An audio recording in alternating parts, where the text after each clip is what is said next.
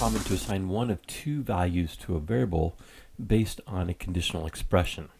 And so programmers have come up with a simplified way of writing that if-else structure that they use to do that with a single line statement called a ternary conditional. And the generic form of that is we have a variable equals some true value. If a particular Boolean expression is true, else it equals some false value. So as an example, I have two variables here, a and b, valuing 6 and 7. And then I have an if statement. If a plus b, 6 plus 7 would be 13, is greater than 10, we're going to set the variable named campus to SMCC, else we'll set it to ASU, and then we print out campus. Well, we can take those 4 lines of that if-else structure and rewrite it as a single line, which would be campus equals SMCC if a plus b is greater than 10, else ASU. And so it does the exact same thing, but we're reducing it as far as the number of lines we have to type, less likely to make an error because I don't have to worry about the indentation, and it makes it a little more readable. Let's take a look at this in use in Python. Here's a slight variation of the code I just showed you, and it's just a little bit different. And I'm going to have the user enter a number, so they can enter an integer, and if it's greater than 10, we'll show SMCC, otherwise we'll show ASU as the campus that we will print out. So I'm just going to run this, and so I'm being asked to enter a number. I'm going to put in 8, which is less than 10, so it's going to print out ASU, and we'll run it again. This time let's put in 12, which is greater than 10, and it prints out SMCC. So nothing new there, but now we're going to replace that code. I'm just going to comment it out. So I'm going to replace that if-else structure with our ternary statement of campus equals SMCC if a is greater than 10, else ASU. So let's run this again with the same numbers.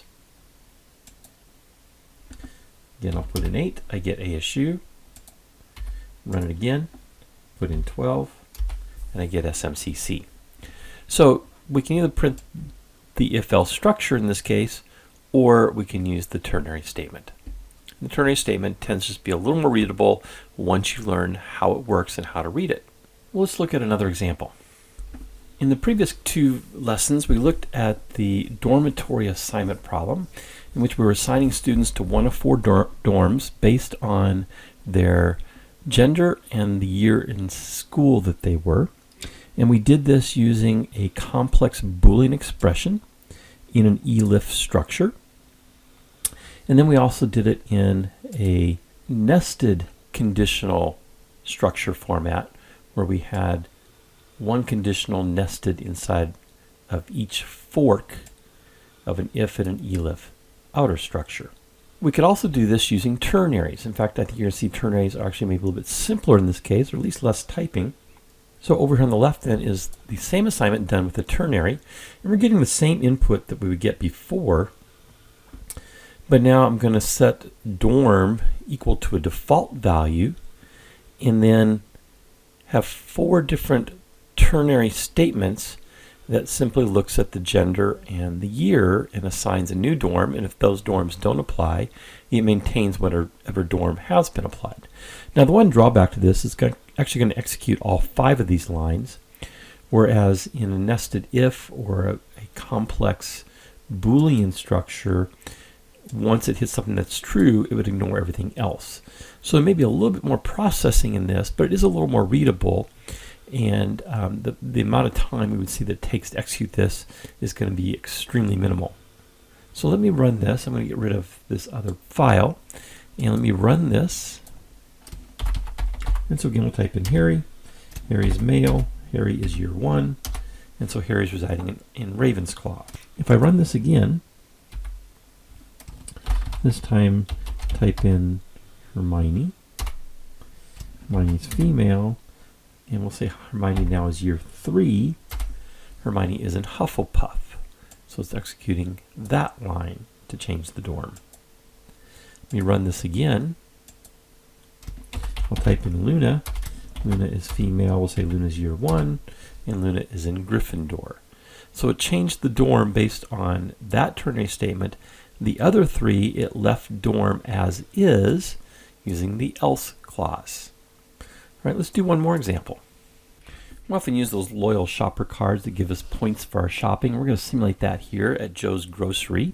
A shopper will earn 1 point towards future discounts for every $5 they spend, but there's also some bonus points. They can earn 15 bonus points if they spend more than $100 at a visit, 5 bonus points if it's a Tuesday, 3 bonus points if they buy a case of Pepsi or Diet Pepsi, that's one of the specials, and 4 bonus points if they buy a dozen fresh donuts from the bakery. So normally in real life, this is all going to come from the scanning of the items, and the register is going to do this automatically. We're going to simulate that here, and we're going to ask them to enter some values here of how much did they spend, is it a Tuesday, did they buy a Diet Pepsi, and did they buy fresh donuts? And then we're going to calculate what the point should be, and we're going to calculate that using ternary statements. So we're going to divide the points by, or divide the sale by 5, and that'll start our base points. We're going to increment points by 15 if the sale was greater than 100. We'll increment it by 5 if it's a Tuesday. We'll increment it by 3 if they bought Diet Pepsi, and we'll increment it by 4 if they bought fresh donuts. And then we'll do our output of printing out the shopper points on this visit. So let me run this. So we're going to say they spent $103.45. And since they get 1 point for every $5 spent, that should be 20 points. They're going to get a 15-point bonus because they spent more than $100. So that's going to give them 35 points. We're going to say, yes, it is a Tuesday. That will give them an additional 5 points. And we're going to say, yes, they bought a case of Diet Pepsi, and yes, they bought fresh donuts. And so they earned a total of 47 shopper points. Now, I'm showing it as a 0.0 here because it's defaulting to points being a floating point value. I'm going to come back over here. I don't want the 0.0, so I'm going to do colon 0.0f.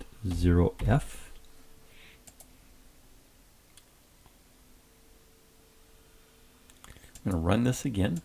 Of course, I'm going to save my changes. And this time we're going to say we spent even $50 on groceries. So that's going to be 10 points. We're going to say, no, it was not a Tuesday, but we did buy Pepsi, and no, we did not buy donuts. And so we got 13 points, 10 for our spending, and the extra 3 for the Diet Pepsi. So you can see then how we used ternary statements to increment a value, and if that wasn't true, we left the value alone.